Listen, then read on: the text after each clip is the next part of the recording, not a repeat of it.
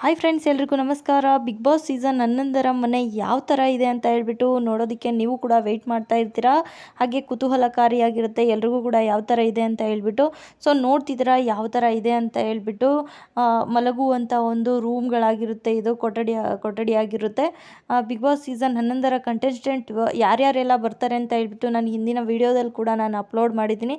ಇದು big boss season 11ರ ಒಂದು ಮನೆ ಯಾವ ಥರ ಇರುತ್ತೆ ಅಂತ ಹೇಳ್ಬಿಟ್ಟು ತೋರಿಸ್ತಾ ಇದ್ದೀನಿ ನೋಡಿ. ಈ ಥರ ಇರುತ್ತೆ. ಸೊ ನಾನಿಲ್ಲಿ ತೋರಿಸ್ತಾ ಇದ್ದೀನಿ ನೋಡಿ. ಪ್ರೋಮೋ ಕೂಡ ಇದು ಬಿಟ್ಟಿದ್ದಾರೆ ಅಂತ ಹೇಳ್ಬಿಟ್ಟು ಹೇಳ್ತಿದ್ದಾರೆ. ಬಿಗ್ ಬಾಸ್ ಸೀಸನ್ ಪ್ರೋಮೋ ಕೂಡ ಕೆಲವೊಬ್ಬರು ಸುಳ್ಳು ಫೋಟೋಗಳನ್ನು ವೈರಲ್ ಮಾಡ್ತಿದ್ರು ಅಂತಲೇ ಹೇಳ್ಬೋದು.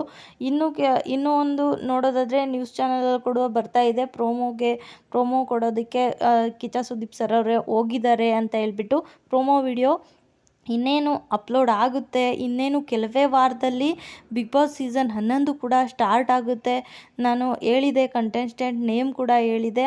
ಅವರುಗಳು ಕೂಡ ಎಲ್ಲರೂ ಕೂಡ ಬರ್ತಾರೆ ಅಂತ ಹೇಳ್ಬಿಟ್ಟು, ಅವ್ರಿಗೆಲ್ಲ ಆಫರ್ ಹೋಗಿದೆ, ಅವರು ಬರ್ತಾರೆ ಅಂತ ಹೇಳ್ಬಿಟ್ಟು. ನೋಡ್ತಿದ್ದೀರಾ, ಇದು ಜೈಲಾಗಿರುತ್ತೆ. ಬಿಗ್ ಬಾಸ್ ಸೀಸನ್ 11ರ 6 ಏನಿರುತ್ತೆ ಅದಕ್ಕೆ ಜೈಲ್ ಥರ ಆಗಿರುತ್ತೆ. ಹಾಗೆ ನೋಡ್ತಿದ್ದೀರಾ, ಸೋಫಾ ಆಗಿರ್ಬೋದು, ಅಲ್ಲಿ ಕಿಚನ್ ಆಗಿರ್ಬೋದು, ಯಾವ ಥರ ಇದೆ ಅಂತ ಹೇಳ್ಬಿಟ್ಟು.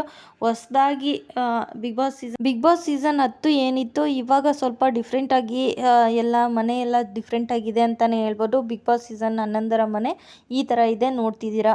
ಯಾರೆಲ್ಲ ಸಬ್ಸ್ಕ್ರೈಬ್ ಮಾಡ್ಕೊಳ್ದೆ ನೋಡ್ತಿದ್ದೀರಾ, ದಯವಿಟ್ಟು ಸಬ್ಸ್ಕ್ರೈಬ್ ಮಾಡ್ಕೊಳ್ಳಿ. ಈ ವಿಡಿಯೋಗೆ ಒಂದು ಲೈಕನ್ನು ಕೊಡಿ.